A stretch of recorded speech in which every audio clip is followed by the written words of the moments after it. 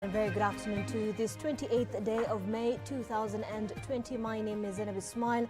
You're watching NTV at 1. We have all the stories that are making headlines across the country and beyond. Now, this afternoon, the National Super Alliance is expected to eject some of its members, and we do have our political affairs reporter Kennedy Mureithi on standby for that. We also do have our health reporter Eunice Omolo, who is on standby just to give us an idea on today, which is the Menstrual Hygiene Day. What does it mean, and what strides have we made in terms of ensuring menstrual hygiene is upheld in this country?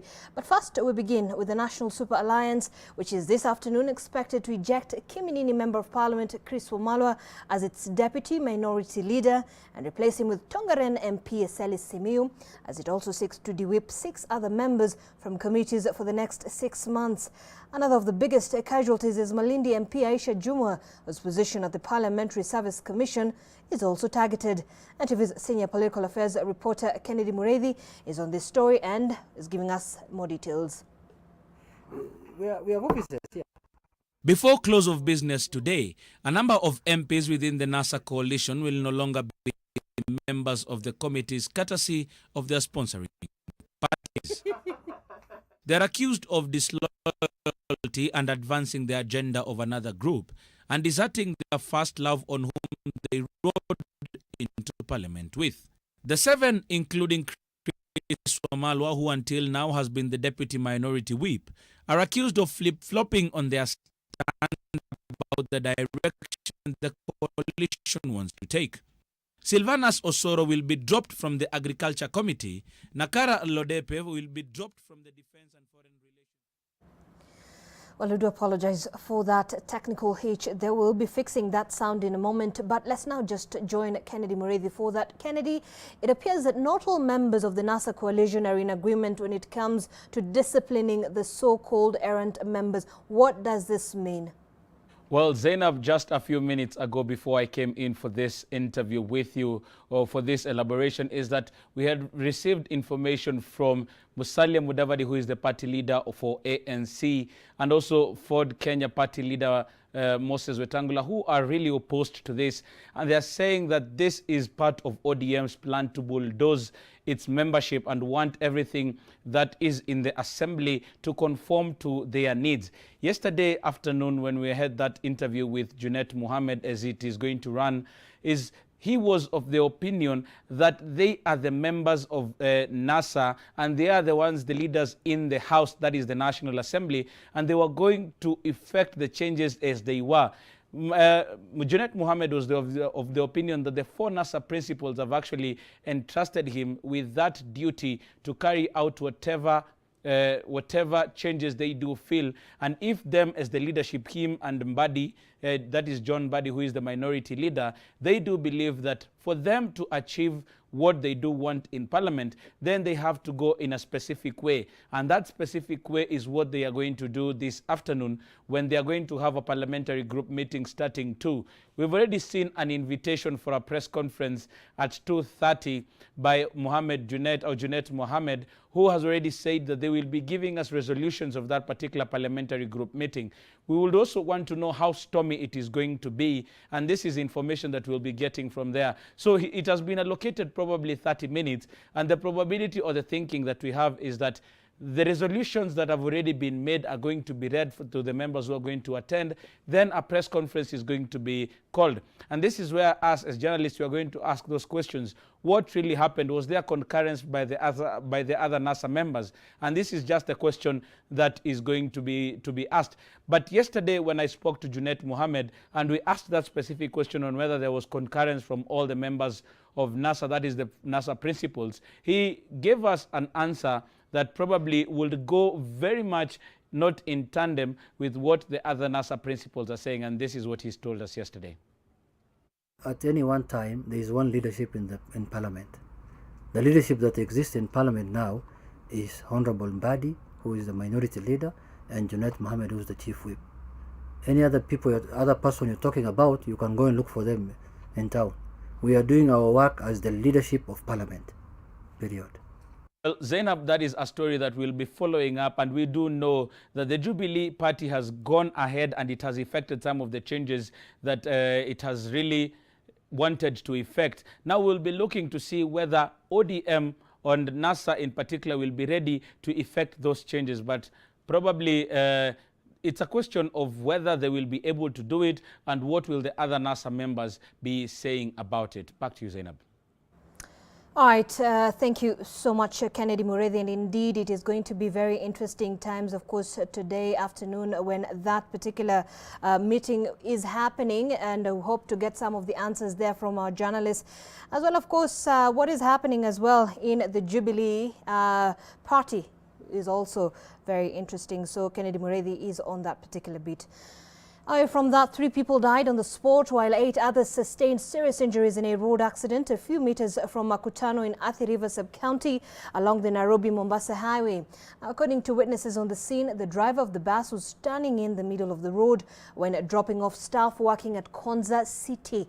A 14-seater matatu, which was driving on high speed, then collided with the bus and veered off the road. The emergency team responded and evacuated the survivors and rushed them to Machakos Level 5 referral facility where they are receiving treatment. The bodies of the victims were moved to the Machakos Hospital morgue.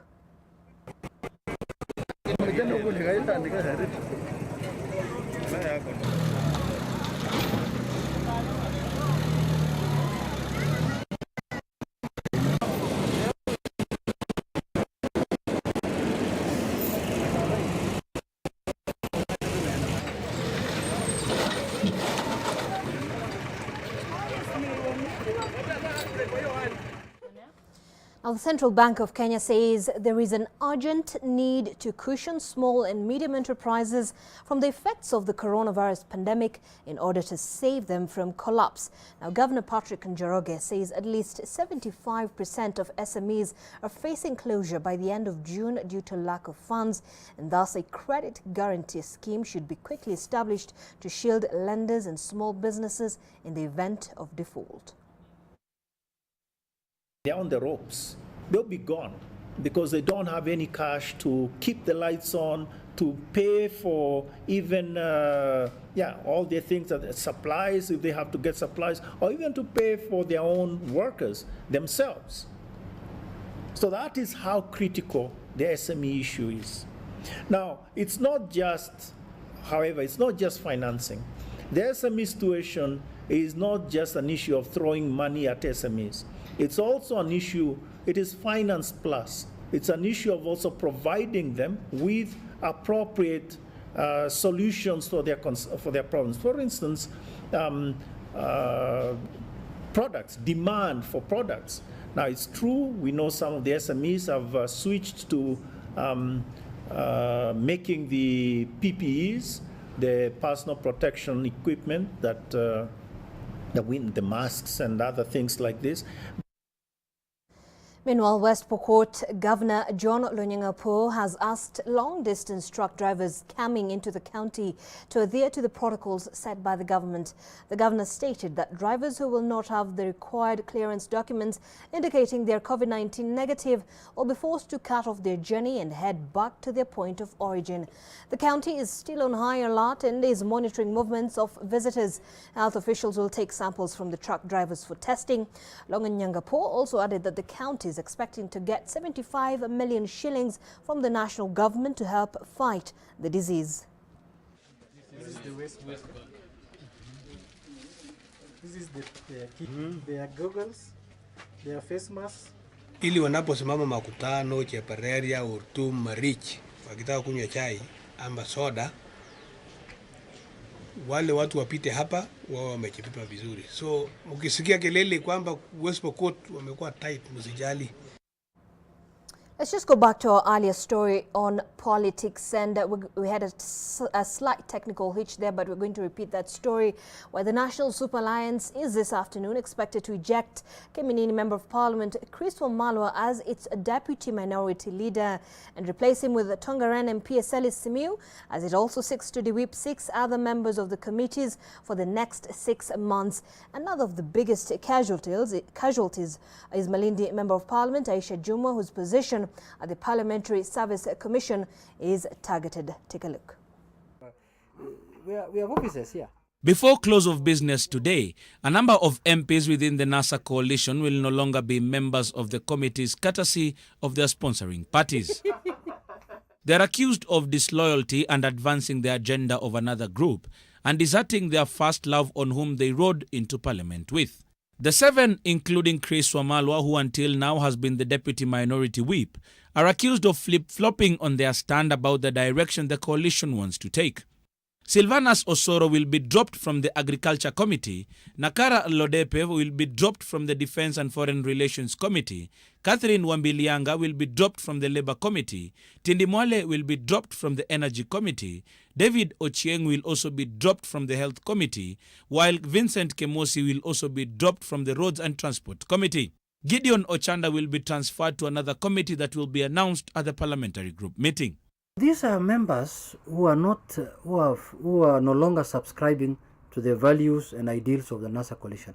These are members who have decided on their own to participate in the advancement of agenda of other parties. However, David Ochieng, who is the Member of Parliament for Ugenya, has dismissed the impending ouster, saying his party isn't a signatory to the NASA coalition and therefore cannot be de-whipped.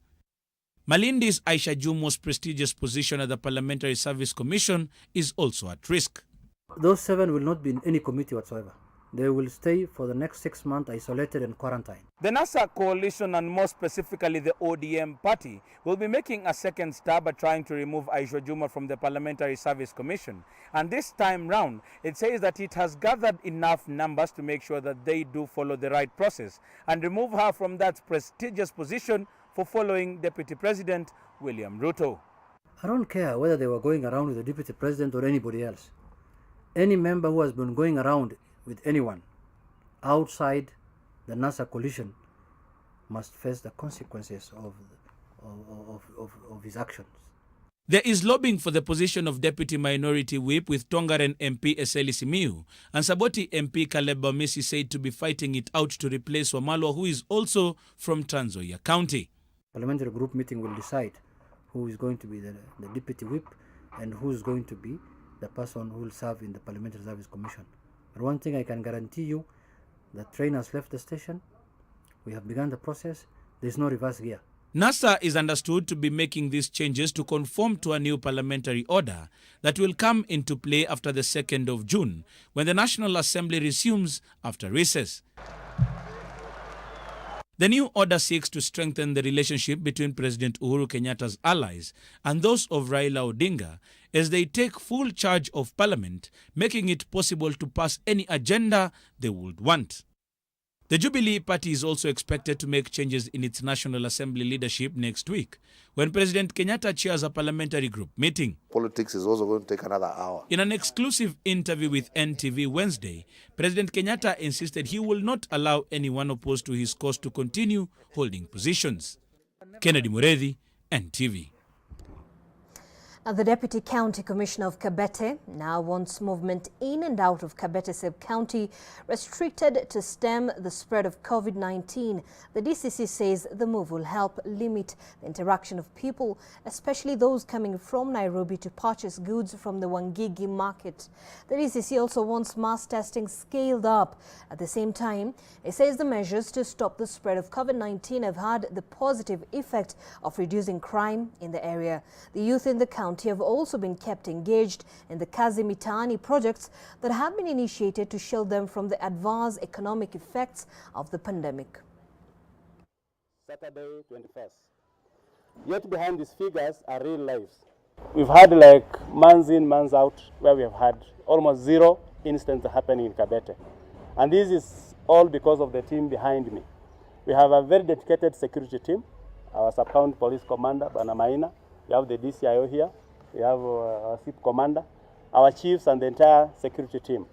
We also came up with we revamped our community policing team and even the Nyumba Kumi teams.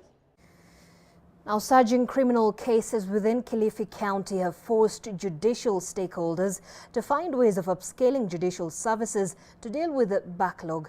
Kilifi County Court Users Committee met on Wednesday to come up with ways of opening up the courts as they observed the Ministry of Health guidelines on COVID-19 pandemic. Ruth Sarmoi tells us more.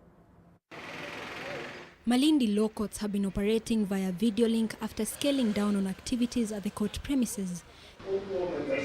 They had to send half their staff on leave to prevent overcrowding at the facility. But the downscaling of services appears to have opened the door for criminals to thrive with the knowledge that they will not be dragged to courts. People feel they can beat their wives, they can defile children, they can do anything.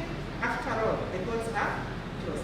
But the judicial system here has now been forced to open their courts in order to handle the surging cases and give justice to those that do not have access to their digital platform. There's a population which is not being accessed. There's a population which can't be accessed using the ICT platform.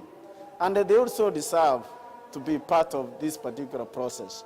We are configuring on how we can scale up that digital platform so that when people come in, they can be able to even go through a well-prepared ICT room. We can be able to hear the evidence. They can be able to deliver their witness testimony. They can be able to take a plea without necessarily coming into contact with the judicial officer. In preparation, the Ministry of Health, together with the court, have put in place measures such as screening of people, installing disinfection booths, and setting up of an isolation tent for emergency cases. Hand-washing facilities and fumigation of all courtrooms after every sessions will also be undertaken. We have gotten instructions that we only allow capital offenders. All defilements we are taking. All murders, all robbery, violence, we are picking them from all the courts around. But now when my capacity is full, I cannot, my instructions don't allow me to take someone who's been sentenced for 20 days. As the courts reopen, the prisons have their quarantine centers filled and cannot admit any new inmates, posing another challenge to the judicial system. Ruth Sarmoi, NTV. All right, and that report there by Ruth Sarmoi takes us to a fast break. Stay with us. We have a lot more we've lined up for you.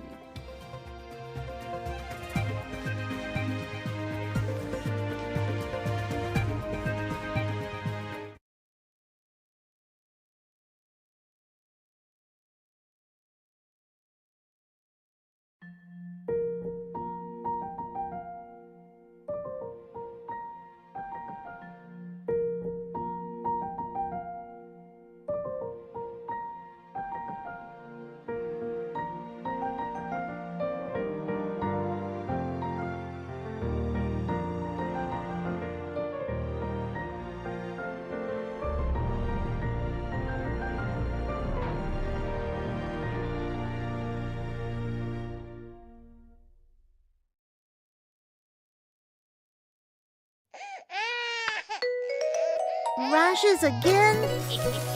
Kiss Kids diapers. Kiss Kids, no rashes. Kiss Kids, no rashes. Bye-bye rashes. Buy diapers. Choose Kiss Kids. Sonadol Extra imetengenezwa kwa njia spesheli kupambana haraka na maumivu ya kichwa, mwili na hata meno.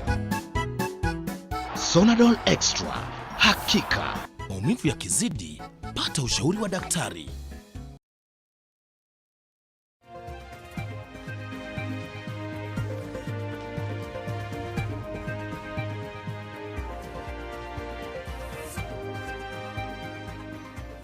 Thank you so much for staying with us. You're watching NTV at 1. Our Transport CAS Wavinya Ndeti has called on each Kenyan to take up a personal initiative to safeguard themselves from the virus by observing the government directives and combating the pandemic. Speaking during the distribution of food and masks to the community, the CAS said that ignorance currently exhibited by Kenyans will force the government to enforce tighter measures to keep the disease at bay. She urged those responsible for food distribution to the locals to maintain social distancing and maintain high standards of hygiene, while urging residents to be patient while the distribution process will be done door to door.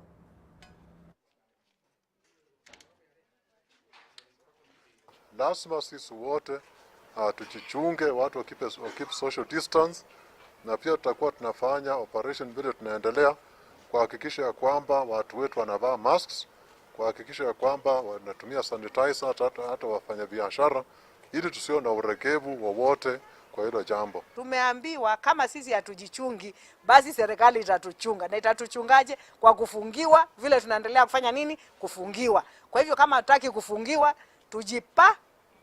tujipange. All right, now Kariobangi South Health Center Hospital Board today held a sensitization on COVID-19 disease to ensure residents continue to follow the rules set by the Ministry of Health. There have been concerns that most of the people wear masks when they only see police around, but once the security forces are out of sight, they slowly remove them and are crawling back to normal lives. Yet the coronavirus positive cases are still on the rise. Residents were urged to make a habit of washing hands with soap and running water, using masks without being forced, and at least keeping a safe distance of 1.5 meters. Leading the campaign, Juliana Olayo, the chairperson of Kariobangi South Healthcare Center, vowed to continue sensitizing people on preventive measures as to keep the pandemic at bay. Watu wale tumerudi kuangalia sana the service providers. Watu wa duka, watu wa hoteli, watu wa vinyozi, watu wale wako katika cyber. Maana cyber unapata mtu amekuja, labda amekaa hapa, mwingine amekuja amekaa pale, watu kama 50 kwa siku. So hao ndio watu leo ambao tunaangalia na tutaangazia. Now, Kenya is set to be the first country in Africa to launch the National Menstrual Hygiene Management Policy today to mark the 6th annual Menstrual Hygiene Day. Now, among other issues, the policy is set to ensure that myths and stigma surrounding menstruation are addressed in a bid to ensure a safe, dignified environment for young girls and women. And we have our health reporter Eunice Omolo for that. Very good afternoon to you, Eunice. So this is happening today. What strides have we made as a country to ensure that menstrual hygiene has been upheld and implemented? Well, good afternoon, Zainab. Today is a good day as we expect a change, or rather an improvement in terms of menstrual hygiene in the country. It is estimated that about 10 million young girls and women in the country always have their menses every month. And this menstrual management policy is expected to open wide the topic, which more often has always been discussed in hushed tones. It has always been seen as a taboo topic. It has always had a lot of myths and misconception. So from this policy, some of the highlights will be to ensure that there's right information to dispel some of these misconceptions and myths, so that at least it will be a topic that not only girls can engage in, but men, women, young boys, and also girls as well. And further than that, the policy also aims at ensuring that there are ways and guidelines on how to dispose menstrual management materials, and also to ensure that at least there's a clean environment where these young girls and the women can have dignified menstrual cycle. As we all know that about 1 out of 2 girls are not comfortable talking about menstrual health, and about also 1 out of 4 of them cannot associate menstrual health with pregnancy. And as a result, because of lack of information, or rather lack of that avenue to discuss matters menstrual health, we've had an increase in the number of teenage pregnancies in the country, because as it's expected, they're not getting the information they're supposed to get. And about 12% as well of these young girls can comfortably sit down and discuss matters menstrual health with their mothers. And this is understandable because it's not a topic that is widely discussed at home or even in public spaces. So with this menstrual management policy, that the CS Health Mutai Kagwe is expected to launch today is going to play a key role on how we look at menstrual health in the country. Then again, we have a number of girls who used to benefit from the distribution of sanitary pads in schools. And due to COVID-19, it's now 3 months or more that they cannot access the much needed essential material. And statistics show that we have about 35% of women in the country who can access sanitary towels on a monthly basis.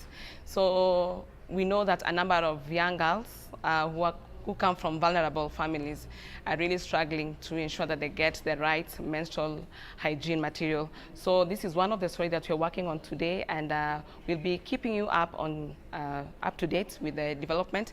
And we're looking forward to see on what else this menstrual management policy is going to give in terms of boosting menstrual health hygiene in the country. Back to you, Zainab. All right, thanks, Eunice, our health reporter there. Indeed, very important. And meanwhile, more than 700 teenage girls from Trans-Mara in Narok County have petitioned the government to shield them from harmful practices by assuring them security, especially during this long break from school due to the COVID-19 pandemic, as Judith Cherono now reports. The girls who escaped a retrogressive culture of early marriages, teenage pregnancies and FGM have been seeking refuge in Kenya Center of Excellence, Enosayan in Kilgoris constituency. The girls want more protection from the government. We decided to give them the solar lamps so that they can be studying late in the evening and early morning during the dawn. That comes with a radio. We are also targeting that the program that is aired by KICD could also benefit them. The teenagers, however, will not have to worry about food on the table. Well-wishers have given an assortment of donations to shore up the center's supplies during these tough pandemic times.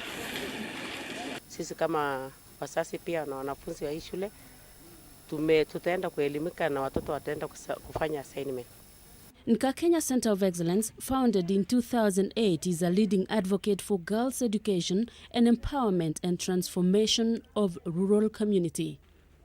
Judith Cherono, NTV. A middle-aged boda rider operating in Kanga area has been arraigned before Rongo Senior Resident Magistrate Raymond Langat at Rongo Law Courts for defiling a 10-year-old girl and recording the abuse. Notorious defiler Paul Odhiambo was arrested by Rongo OCS Maureen Akinyi while she was enforcing the curfew in Rongo. But after being arrested, he was spotted trying to delete some images from his phone. The police officers confiscated his phone and found the disturbing images that included the defilement of the minor. The phone also contained images of similar acts carried out on other minors. Police are still trying to identify and locate the other victims of Odhiambo's crimes. Has also been remanded at Migori GK prison for a week. Well, definitely, we hope justice can prevail there. Now, the Nation Media Group has partnered with the Kenya National Union of Teachers for free subscription to the group's e-paper for 30 days. The period for the free subscription will run from the 1st of June to the 30th of June. The e-paper will offer education in a more direct way in line with the technological advancements that are taking place around the world. The company will use 3 streams of content to strengthen learning, including the Daily Nation, Taifa Leo and Swahili Hub, with the latter being a subsidiary in Tanzania. Teachers will be given a link on their emails to enable them access the e-paper. After the 30 days lapse, interest will then be reviewed and a special rate will be placed on the e-paper for teachers. The business of media and the business of learning are related. Teachers belong to us, and we belong to the teachers as a media house. Teachers form a very important constituency of the nation. Since our founding in 1959, a large part of our audience has been teachers. So the e-paper is an extension, is a strengthening of that connection that has been there between ourselves and the teaching fraternity. Teachers formed part of the active institutions of social justice before independence, and they were well reported and covered by Nation Media Group. All our data that we have in our archives is a strong indicator of strong partnership. Now, residents of Kenyenya sub-county in Kisii County are set to benefit from a multi-million water project set by the Aga Khan Development Network through its agencies, Aga Khan Foundation and Aga Khan Health Services. The 3.8 billion shillings water project at Kenyenya Hospital was officially launched and handed over to the county government of Kisii. The Aga Khan Hospital Kisumu Chief Executive Officer Jane Wanyama said they had drilled a borehole and installed a water purifier. The Kisii County Health Executive, Sarah Omashe, lauded the Aga Khan family for the multi-million projects, which she said had generally helped improve the health status of residents. The borehole was constructed under the Access of Quality Care through extending and strengthening health systems programs, which has seen public health and medical services improved in the region.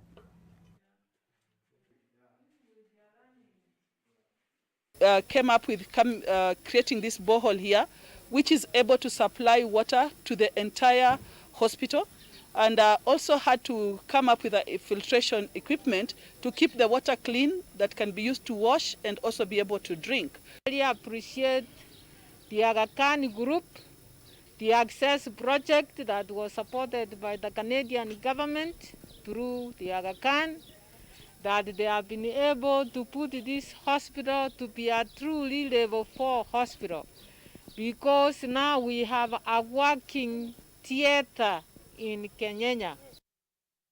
All right, on that note, let's now take a look at stories making headlines in the world of sports. Brian Otwal is here for that. Brian, what do we have from you? Thank you so much, Zainab. We start from England, where 4 more people at 3 English Premier League clubs have produced positive findings for the coronavirus pandemic. Following the latest round of tests, it was announced that on Wednesday. The Premier League added that Monday and Tuesday saw 1,008 players and club staff tested positive for COVID-19. Players or clubs